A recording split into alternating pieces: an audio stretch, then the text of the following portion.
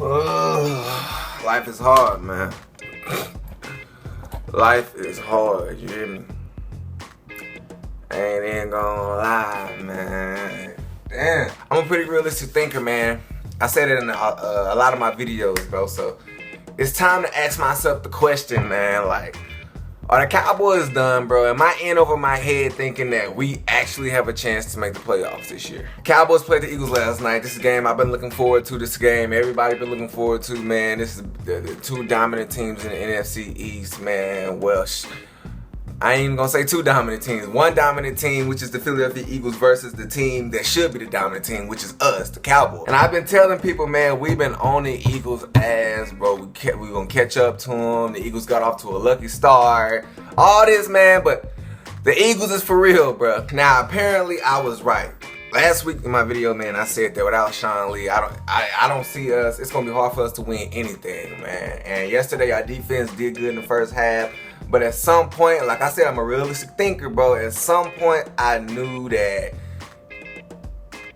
it would catch up to us. Not having Sean Lee would catch up to us, bro. So on the defensive end, shout out to the young guys, man, because we did look good in the first half, bro. But it's a tale of two halves, bro. It was really like day and night yesterday, man. It's like once it started raining, it was pouring, bro. But you know, we held in as long as we could. But without our quarterback, without the quarterback of the defense, man, it's just gonna be hard, bro. Like Sean Lee he's the one that makes all the calls. He's the one that tells everyone what to do, where to be. And without Sean Lee, Jalen Smith doesn't look as good. When Sean Lee is there, Jalen Smith looks amazing. Why does Jalen Smith look amazing? Because Sean Lee is telling him what to do and where to be and how to do it. And to add fuel to the fire, man, you take into account that we didn't have Tyron Smith yesterday, and Byron Bell didn't do much better than Chaz Green. From what I was told, Byron Bell ain't that much of a difference between the two anyway. So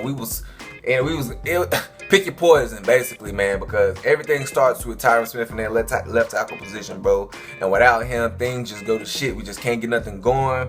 Alfred Morris had a little spark, a little positive thing. He did a few positive things in the first half, but once you get down and you can't run the ball that much, that pretty much eliminates whatever you was trying to do with the running game, because at that point you're just killing the clock, bro. And then because of the left tackle position being such a weak link and being exposed, Dak is constantly under pressure, bro. Constantly under pressure. That's why he's rushing throws, throwing picks. Terrence Williams, once again, catch the ball with your hands, son. Good God Almighty, can somebody tell this man to catch the ball with his hands? T. Will, dog. You learn this in grade school. Like, your wife and your kids is watching you. Your kids is seeing you trying to catch the ball with your chest. Now they gonna catch the ball with their chest. It's just terrible, bro. Pick after pick after pick. I ain't gonna lie.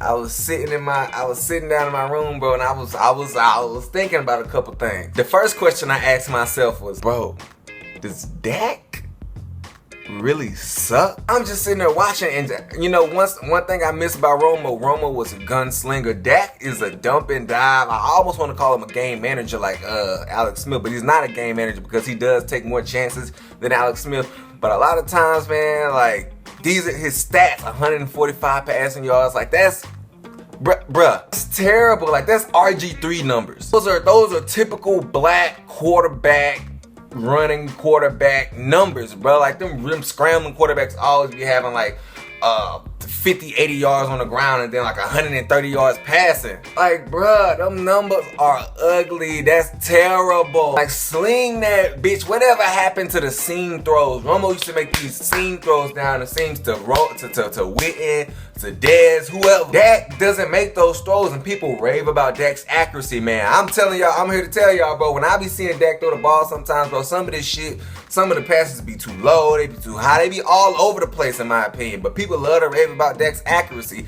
I don't rave about Dak's accuracy. I rave more about his decision making and him knowing when to use his feet, when to use his arm, and his playmaking ability, not just his accuracy alone like everybody else. The next question I had to ask myself, bro, is like, are we done? Like, for real, are we done? Because ideally, man, I saw this Eagles game as a must-win for the Cowboys. If they wanted any shot at winning the division and somehow orchestrating this Philadelphia Eagles collapse, you know, being the first team to hand them a loss since week whatever, 1 or 2, in order for that to happen, I felt like in order for us to win the East, I felt like we had to win this game, bro. And not only did we lose, we got our ass kicked. We got folded up, put into a box in front of all our wives and children. All the wives and kids saw it. Now we just in the hunt for the rest of the season pretty much, bro. But the good thing about this, man, our schedule gets easier from this. Now the Chargers bust ass yesterday,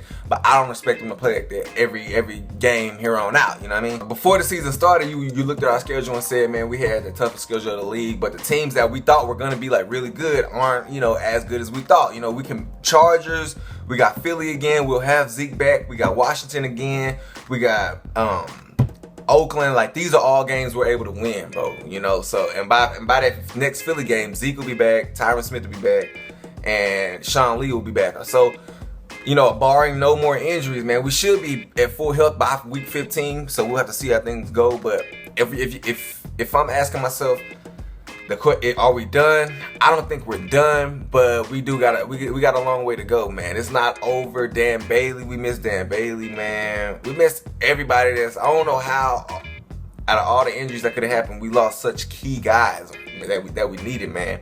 But it is what it is. Cowboys Nation, man. Hold y'all heads, man. This is not over. We still in this, bro. We just, a lot of things gotta happen for us, but we still in this. Speak good things into existence, people. As always, guys, kings and queens, remember to love somebody, hug somebody. You here today, you gone today, man. Cowboys Nation, hold y'all head, man. We in here, man. We got a long way to go. I'm the spokesperson. If y'all like this content, subscribe, share, all that, man. Like it, all that, man. I'm the spokesperson. I'm the voice of the unheard. You hear me? I'm the voice of the people. You hear me? Cowboys Nation, man. Hold y'all head, man. I'm out, man.